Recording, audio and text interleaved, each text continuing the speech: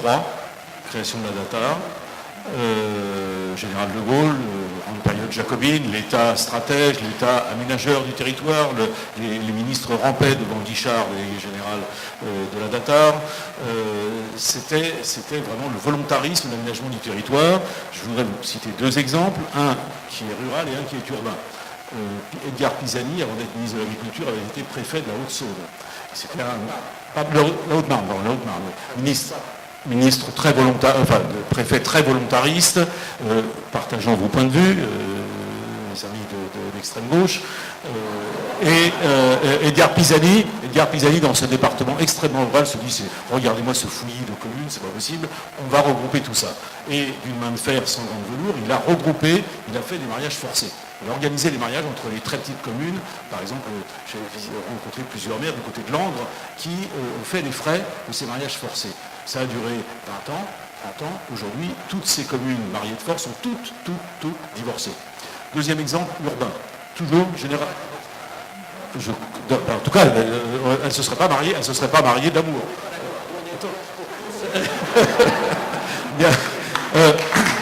Exemple urbain, toujours à la même époque.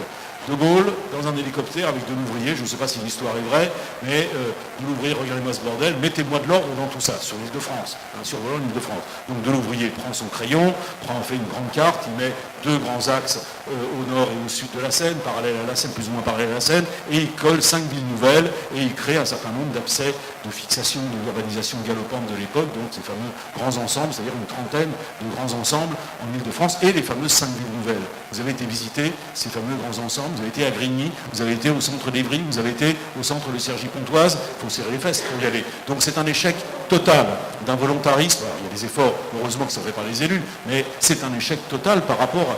lisez la littérature de l'époque sur les villes nouvelles, c'est une littérature dithyrambique. On crée le paradis sur Terre. En réalité, c'est 1984.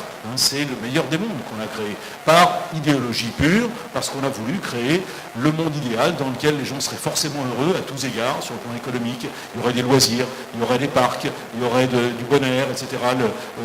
On aurait le travail sur place. Et en fait, rien de tout ça ne s'est vraiment réalisé. Donc, ce sont des exemples d'un volontarisme que vous appelez de vos voeux, qui risque de nous, une nouvelle fois, de nous mener à la catastrophe. Donc, bien sûr qu'il faut aménager. Je ne suis pas contre les grandes métropoles ni la gouvernance urbaine. Je suis tout à fait d'accord pour qu'il y ait un grand Lyon, un grand Paris, un grand Marseille, un grand Toulouse, un grand Bordeaux, un grand Strasbourg. C'est l'évidence même qu'il faut ça.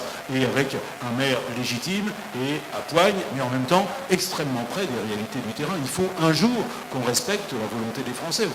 Dernier exemple, après je recède le micro.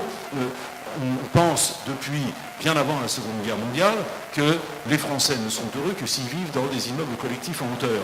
Et on l'a fait. Il y a encore aujourd'hui un certain nombre de grands intellectuels, de grands architectes, je l'ai lu encore très récemment, qui disent qu'il faut créer des immeubles de grande hauteur au centre de Paris. Parce que c'est ça c'est le progrès, ça c'est la modernité, ça c'est l'économie d'énergie, etc. Bon. Les Français ne veulent pas. Vous avez le même exemple entre la Corée et le Japon. Les Japonais ne veulent absolument pas d'immeubles en hauteur, les Coréens ne veulent que ça. On a respecté les politiques, on respecte à peu près leurs vœux. Vous avez des hideuses forêts de tours en Corée qui, pour le moment, ne posent pas de problèmes sociaux.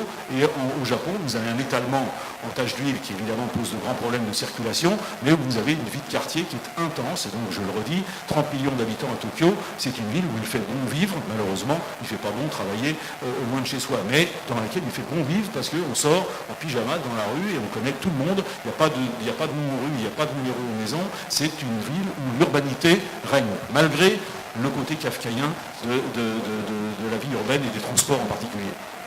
Merci beaucoup.